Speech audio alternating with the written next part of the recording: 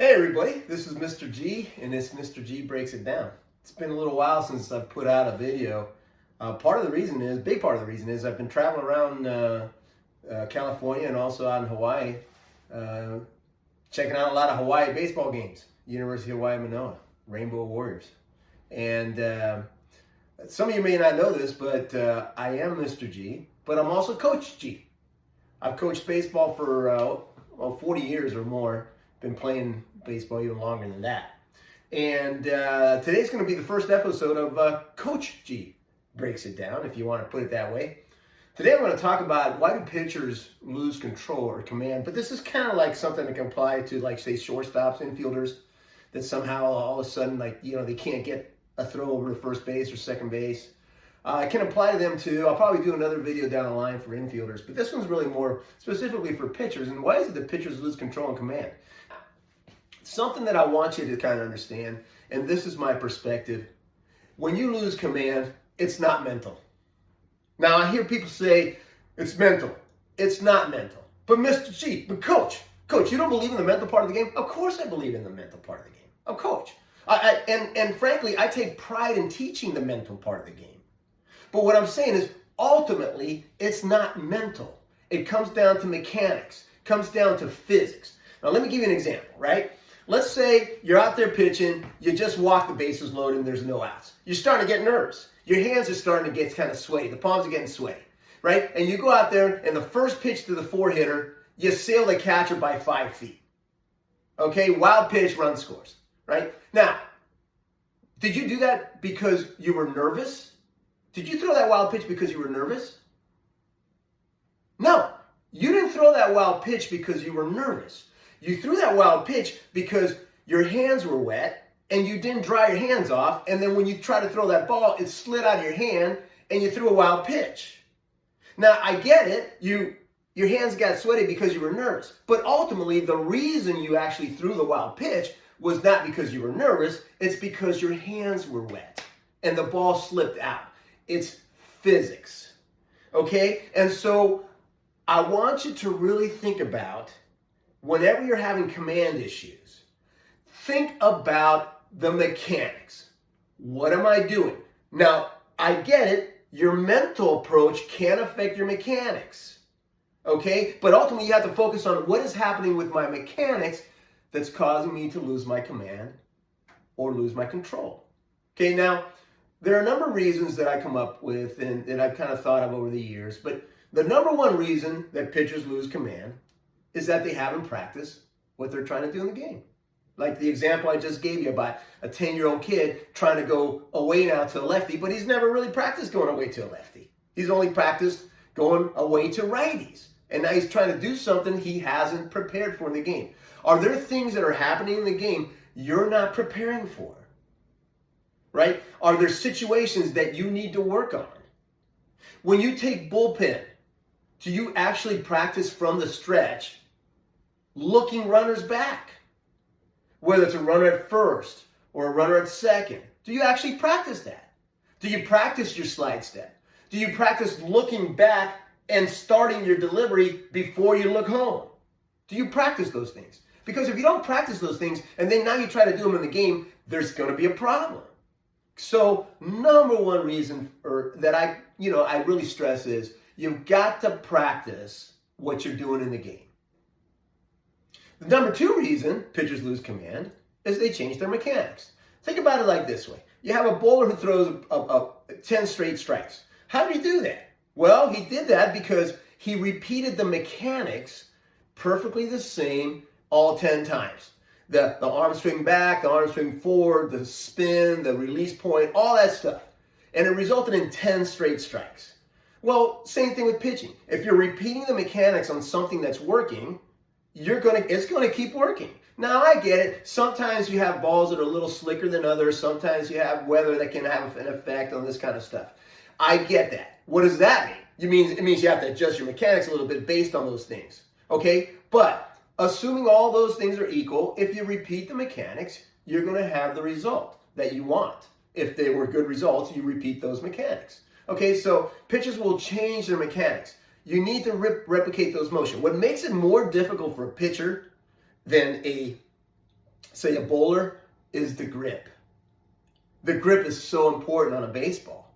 And I just mentioned to you, you can have different baseballs with some are more slick than others.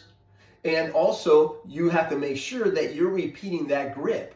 That ball's in the same position as it was every time before. Okay? And so that's number 2. The mechanics have changed, which includes your grip. Number 3 reason is that pitchers lose command is they don't want the batter to hit the ball. Now, this is not a mental or psych issue, okay? In fact, sometimes that's an approach issue. If I got an empty first base, I'm up by 3 runs, and Aaron Judge is coming up, I'm just going to pitch around him. I'm not going to let him beat me. Somebody else is going to have to beat me, not Aaron Judge. He's not going to hit a home run off of me, and now we're only 1 run up or tie ball game. So that's an approach. So it's not necessarily a psych job. That's just a way to approach pitching, but there's the right time to do it and the wrong time to do it. But what's the issue with that? Well, when you have that approach, you're trying not to throw strikes. And if you're trying not to throw strikes, you're not going to throw strikes. So again, it affects your mechanics because now you're going to try to pitch in such a way where you're nibbling so much, something you're not accustomed to, or you're trying to throw just barely, off the corner of the plate. You haven't practiced that. Okay, so now what happens is you don't want to get hit, and so you change your approach to the game. Look, to me, the objective of a pitcher is not that you don't get hit. The objective of a pitcher is that you don't get hit hard, or you don't get hit well. Or if you do get hit, it's hit right to somebody, right? So that's the objective of pitching, not to not get hit. Are there situations where you need a strikeout? Of course, we know that. But generally speaking, you're not trying to K every hitter. You just want to get them out. That's what you're trying to do. And it's better to get them out by them hitting the ball because you throw less pitches that way. Okay? So, and remember this. When you walk a guy, the on-base percentage on a walk is 1,000. Even the best hitter in the league, if he hits the ball, his on-base percentage is going to be like 400. Maybe 500, if this guy's just going absolutely nuts at the beginning of a season or he's in some kind of streak. Okay? So even there, your best case scenario or worst case scenario on a guy that hits the ball is 50% get on base. You walk him, it's 100%. He's getting on base. So you have to keep that in mind. A 4th reason that pitchers lose command is they experience some physical problems. Now, this is legit and happens a lot. The reality of it is this is, you might wake up one day, you go and you start warming up before a game, you start getting ready, you got some soreness in the elbow, a little tightness on the shoulder, on the back or the bicep, right? And as a result now, you have to compensate for those physical problems and it changes your mechanics. Okay? Now, you've got to address that physical issue. Okay? But I'm going to tell you something. I had a good buddy of mine, great friend, former pro pitcher, mentor to my sons. He said, when I pitched, I felt good 3 out of 10 times. 7 out of 10 times, my body was not feeling great. Something was not right. And as a pitcher, if you pitch long enough, hey, those days when you're feeling great, it's awesome. But there are a lot of days where you just don't feel the greatest. Something's not right. And your job is to figure out how to pitch. That's your job, okay? You have to address those physical issues. First of all, though. So what do? Well, hey, listen, you got to stay warm enough before and during games. I see a lot of pitchers, old school guys, my old school pitchers when I was growing up, everybody had a big old jacket on, arm sleeve on, right? I don't see pitchers do that much anymore. You got to keep your arm warm. Well, it's a hot day. Doesn't matter. You still keep your arm warm. You got to take some ibuprofen, all right? Get some anti-inflammatories in it. You got to stretch or do bands not only before the games, but maybe even between innings, okay? You got to get help from the trainer, too.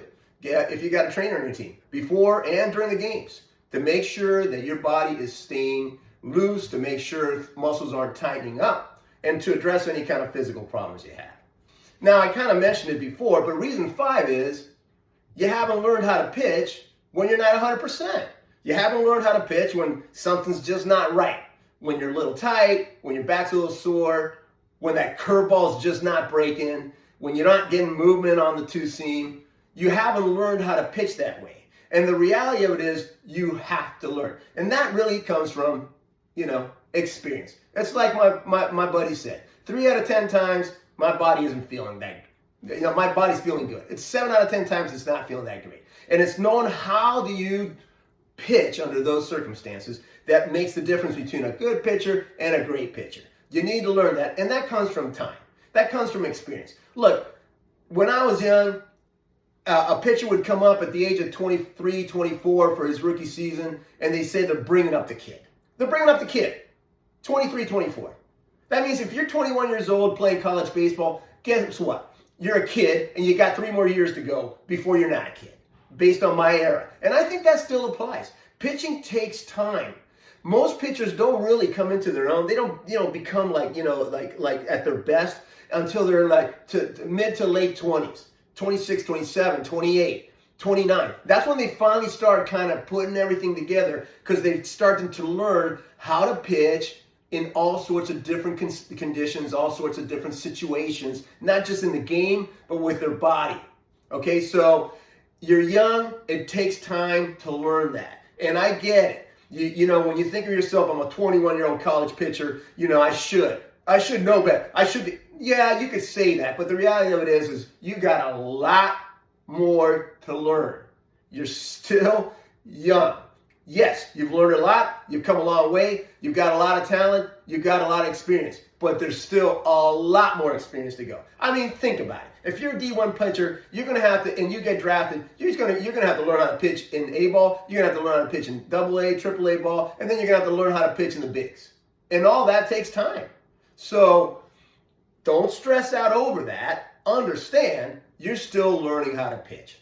But you need to take advantage of those opportunities. When you show up and you don't have something working, don't think of it as oh man, I'm screwed. No, think of it as, okay, what do I have to do now to get through this game? What do I have to do to get to the point where that pitch comes back or my strength comes back? And it might, or it might not. But use that opportunity to learn how to pitch. Okay, the number 6 reason that a pitcher loses command, for me, a lot of times, is that they're trying to force the command. And here's what I mean by that. You throw 3 straight balls. Okay, 3 fastballs for a ball. Okay, the 4th one, fastball for a ball. Okay, now 4 straight fastballs. And then you go 4 straight more fastballs. And you go 4 more fastballs. And you go 12 straight fastballs without trying to mix it up. Now, if the only thing you throw is a fastball, well, I guess that's it. But the reality of it is, you need to mix it up. I will very often, look, every pitcher's, for the most part, every pitcher's best pitch is a fastball, or it should be a fastball. Okay, and that's what you're going to throw 70% of the time. But there's tons of games where my starter, I said first pitch is going to be a changeup. First pitch is going to be a slider. First pitch is going to be a knuckle curve. Why not? Have some fun out there. Let's go just start with the knuckle curve. Just for the heck of it. It doesn't have to be a fastball. Why? Because your mentality should be, I can throw any pitch, anytime. Any pitch, anytime. So, to me, a lot of times what happens is you try to force the command, and it just makes the problem worse. It just makes it worse. If you're having a little trouble getting the fastball over, mix in some curves and get into more of a groove so that you're mixing up the pitches. Also, what that does is it might give you a break, because some hitters, now that you're mixing it up, they might go chase a fastball or might go chase a curve, and now you kind of get a little break there on that pitch. You get a strike you might not have gotten before, and that gets you rolling too. So to me, number 6 reason is you're trying to force the command. Don't force it. And in the end, listen, a walk is an on-base percentage of 1,000. So if worst case scenario, just pipe it. But what do I mean about pipe it? Have something with movement. You should have a 2-seamer that has just a little bit of, even if it's just a little bit of movement, and ideally late movement. And then just let the guy hit.